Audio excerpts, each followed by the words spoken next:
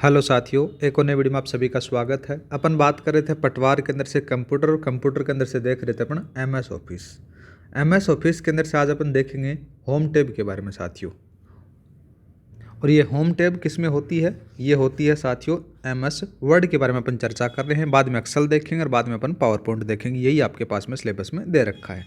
Start करते हैं। देखो, जब आप होम टैब के ऊपर जाते हो तो इस प्रकार का इंटरफेस आपके पास में देखने को मिल जाता है। जैसे फाइल आ गया, होम आ गया, इंसर्ट आ गया, डिज़ाइन आ गया, पेज लेआउट आ गया, रेफरेंस, मेलिंग, रिव्यू, व्यू, ये सारे के सारे आपको देखने को मिलते हैं। अब पढ़ते हैं अपन इसको डिटेल में। सबसे पहले बात करें तो अपन बात करेंगे किसके बारे में साथियों? क्लिपबोर्ड के बारे में। ये रहा क्लिपबोर्ड। क्लिपबोर्ड के अंदर से कट कॉपी किया जाता है और डेटा अस्थायी रूप से यहाँ पर क्या होता है? स्टोर किया जाता है। क्लिपबोर्ड के अंदर से बात करें ना साथियों तो 24 आइटम स्टोर किए जाते हैं। कितने होते हैं? 24 आइटम है यहाँ पर स्टोर किए जाते हैं। बात करें कट की जो शॉर्टकट की आती है कंट्रोल+X आ जाती है। कॉपी के बारे में बात करें तो कॉपी की जो शॉर्टकट की होती है ना कंट्रोल+Y का यूज़ किया जाता है। सीधे सीधे आपसे पूछेगा, याद रखना। पेस्ट के बारे में बात करें तो पेस्ट की जो शॉर्टकट की होती है कंट्रोल+V होती है, या फिर अदरवाइज होती है Shift+Enter का भी यूज़ किया जाता है। अब देखते हैं साथियों फॉर्मेट पॉइंटर के बारे में। इसके अंदर से क्या होता है कि किसी भी ऑब्जेक्ट की जो फॉर्मेटिंग कॉपी को क्या करता है? फॉर्मेटिंग को एक कॉपी करता है, ठीक है। और इसके अंदर से क्या होता है कि जैसे फॉर्मेट पॉइंटर पर क्लिक करने पर क्या होता है, जो बटन होता है उसका जो साइज होता है वो किस प्रकार से हो जाता है? ब्रुश जैसा हो जाता है।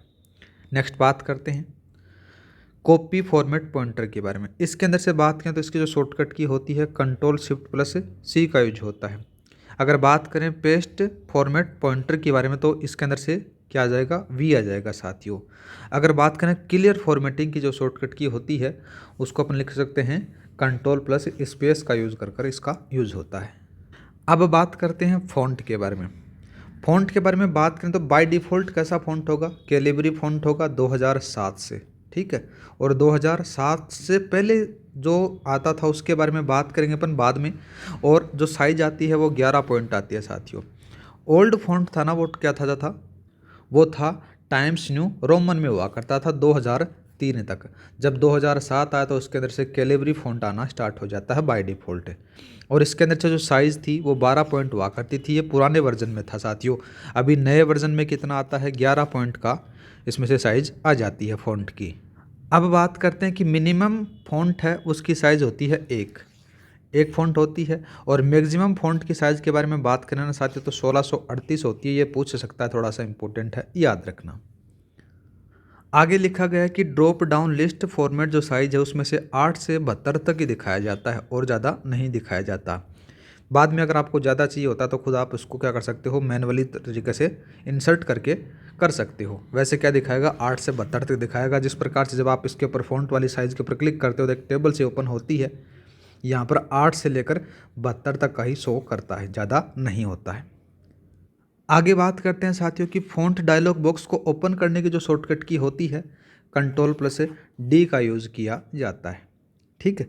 नेक्स्ट बात करते हैं कि जो फ़ॉन्ट की स्टाइल होती है उसके बारे में।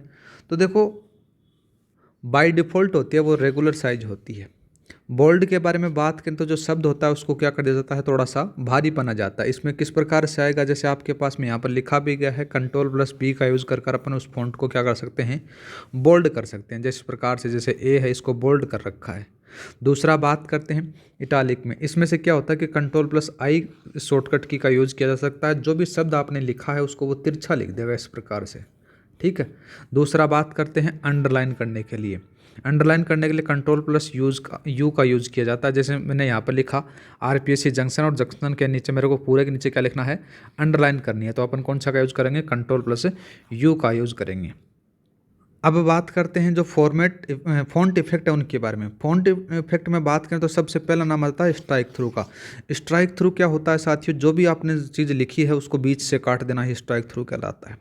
जैसे आपने पास में ABCD इस प्रकार से लिखा और यहाँ से इस प्रकार से काट दिया तो ये स्ट्राइक थ्रू के अंदर से आता है, ठीक है। दूसरा बात करते हैं सुपर स्क्रिप्ट, और एक आता है सब स्क्रिप्ट के बारे में। सुपर स्क्रिप्ट है, इसके बारे में क्या होता है? जैसे जो भी है वो पावर के रूप में आपको लिखना है। जैसे 10 का स्क्वायर लिख दिया, A² लिख दिया, या फिर आपको A²+B² लिखना है तो इसके अंदर से सुपर स्क्रिप्ट का प्रयोग किया जाता है। इसकी जो शॉर्टकट की होती है ना साथियों वो होती है Ctrl+Shift और प्लस का यूज होता है। सब स्क्रिप्ट के बारे में बात करें तो क्या होता है, जो शब्द लिखा गया है उसके अंदर से नीचे लिखना होता है। जैसे आपने H2O लिखा तो ये सब स्क्रिप्ट का यूज़ होगा। जैसे अपने पास में यहाँ पर CO2 लिख दिया, H2O लिख दिया, इसकी जो शॉर्टकट की होती है कंट्रोल प्लस इजिकल टू का यूज़ करके इसको लिखा जाता है। यहाँ तक लिख लिया। अब बात करते हैं डबल अंडरलाइन का। डबल अंडरलाइन के अंदर से क्या होता है साथियों कि कंट्रोल शिफ्ट प्लस डी का यूज़ कर इसको लिखा जाता है। जैसे मैंने मेरा नाम लिख दिया दीपक और दीपक के नीचे मैंने 2 अंडरलाइन कर दी, तो मेरे को कंट्रोल शिफ्ट प्लस डी का यूज़ करके इसको कर सकते हैं। ठीक है, एक और बात करते हैं साथियों, जैसे कंट्रोल शिफ्ट और डब्लू का यूज़ करोगे, ये भी अंडरलाइन के लिए यूज़ होती है। पर ये यूज़ कहाँ पर होती है, जो स्पेस होता है उस स्पेस को इग्नोर कर दिया जाता है। जैसे मैंने यहाँ पर लिखा दीपक चौधरी, मेरा नाम लिख दिया, यहाँ पर दीपक के साथ में एक लाइन आ गई और चौधरी के पास में एक लाइन आ जाती है। यहाँ वाला जो स्पेस है इसको यहाँ पर छोड़ दिया जाता है। तो इसके लिए control plus shift plus W का यूज़ हो रहा है साथियों। ठीक है, ये क्या करेगा, जो स्पेस होता है उसके अंडरलाइन को यूज़ नहीं करता है। तो यहाँ पर देखो स्पेस के अंदर से अंडरलाइन यूज़ नहीं हुई है। नेक्स्ट शब्द लिखा गया कि टेक्स्ट हाईलाइटिंग। इसका मतलब क्या होता है, जो भी आपने टेक्स्ट लिखा गया उसको हाईलाइट करना, एक अलग कलर के अंदर से उसको बदला जाता है। ठीक है, नेक्स्ट बात करते हैं इंक्रीज फॉन्ट साइज। मतलब क्या होता है, जो भी फॉन्ट आ गया उस फॉन्ट की साइज़ को आपको बढ़ाना, तो उसके लिए शॉर्टकट की कौन सी यूज़ होगी, कंट्रोल शिफ्ट प्लस का ग्रेटर देन वाला, ये वाला अपन यूज़ कर सकते हैं। एक दूसरी शॉर्टकट की होती है साथियों इंक्रीज फॉन्ट साइज़ की, जिसके अंदर से कंट्रोल प्लस का और ये सेमी कॉलम और स्लेश वाला यूज़ कर आप इसको कर सकते हो। दूसरा बात करते हैं, जो फॉन्ट आपने लिख रखा है उस फॉन्ट को आपने छोटी साइज़ में लिखना है, तो बोले तो डिक्रीज फॉन्ट साइज़ आ जाता है। डिक्रीज फॉन्ट साइज़ के अंदर से बात करें तो क्या जाता है, कंट्रोल शिफ्ट प्लस आ जाता है, लेस देन वाला यूज़ कर सकते हो। ठीक है, या फिर दूसरी शॉर्टकट की भी होती है, इसका उल्टा आपने यहाँ पर लिख सकते हैं, जैसे इस प्रकार से दिखाया गया है। दूसरा बात करते हैं टेक्स्ट इफेक्ट का। टेक्स्ट इफेक्ट के अंदर से क्या होता है कि जो भी आपने टेक्स्ट लिखा है उसको एक अट्रैक्टिव लैंग्वेज के अंदर से लिखना होता है। जैसे अपने से जैसे शेडो आ गया, 3D आ गया, इस प्रकार से इसको चेंज किया जाता है साथियों। आगे बात करते हैं चेंज केस के बारे में। चेंज केस के अंदर से बात करें तो देखो शिफ्ट प्लस F3 का यूज होता है। कौन से का, शिफ्ट प्लस F3 का यूज होता है। इसके अंदर से सेंटेंस केस भी चेंज कर सकते हो, लोअर केस, अपर केस। ठीक है, दूसरा जाता है कैपिटलाइज ईच वर्ड आ जाता है और टॉगल केस। ये सारे के सारे क्या हैं, चेंज केस के अंदर शामिल होते हैं और इसके लिए शॉर्टकट की होती है शिफ्ट प्लस F3 का यूज किया जाता है साथियों।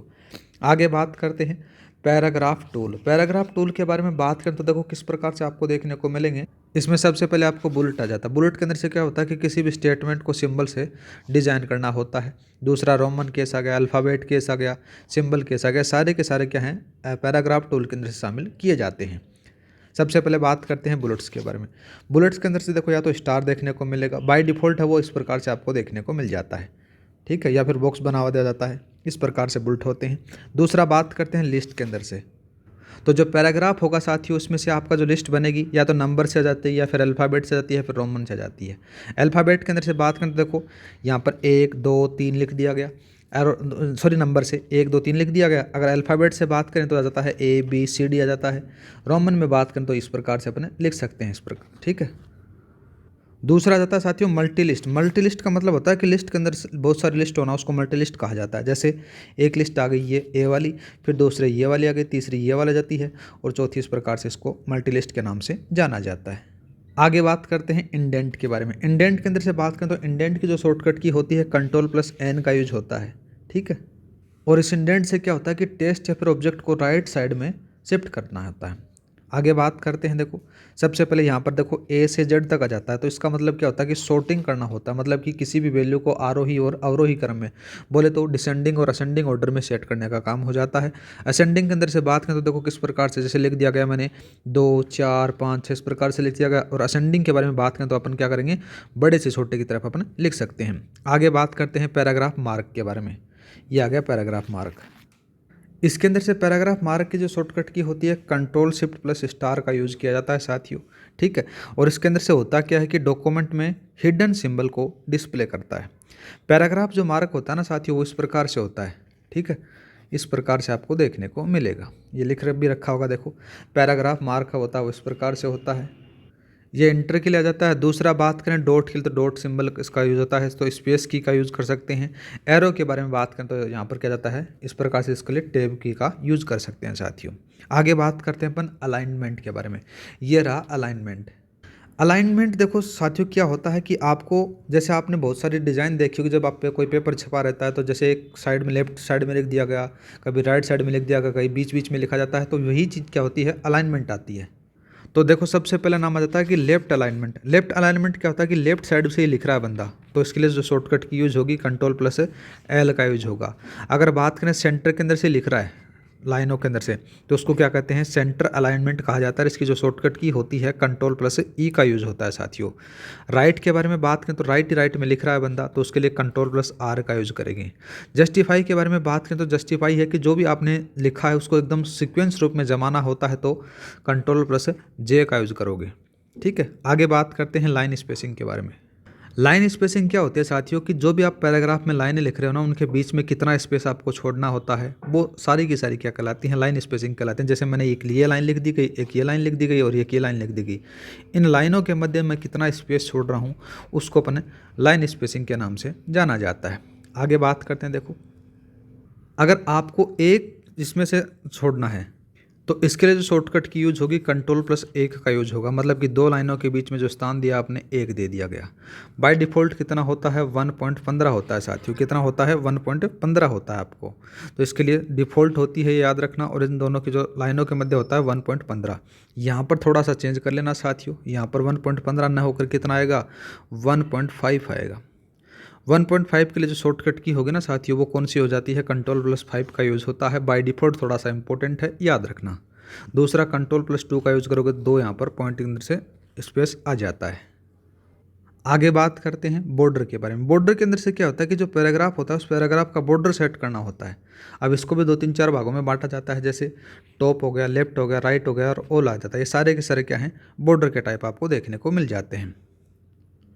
नेक्स्ट बात करते हैं साथियों शेडिंग। शेडिंग के अंदर से क्या होता है, जो पैराग्राफ होता है उस पैराग्राफ के बैकग्राउंड के अंदर से कोई अलग अलग शेडिंग करना काम होता है। ठीक है, ये आ गया देखो। और दूसरा बात करते हैं स्टाइल्स के बारे में। स्टाइल्स के अंदर से क्या होता है कि डॉक्यूमेंट की स्टाइल को चेंज करना ही यहाँ पर काम होता है। जैसे नॉर्मल आ गया, नॉर्मल के साथ में हेडिंग आ गया। दूसरा हेडिंग 1 हो गया, हेडिंग 1 हो गया, 2 हो गया, दोनों के दोनों हो गई। एक टाइटल आ जाता है, एक सब टाइटल आ जाता है साथियों। ये सारे के सारे क्या हैं, स्टाइल के अंदर से शामिल होते हैं। फिर बात करते हैं एडिटिंग के बारे में। एडिटिंग के बारे में जब बात होती है तो इसमें से फाइंड आ गया, रिप्लेस आ गया, गो टू आ गया, सारी चीज़ें आपको देखने को मिलती हैं। फाइंड की जो शॉर्टकट की होती है ना साथियों, Ctrl+F का यूज किया जाता है। रिप्लेस के बारे में बात करें तो Ctrl+H का यूज होता है।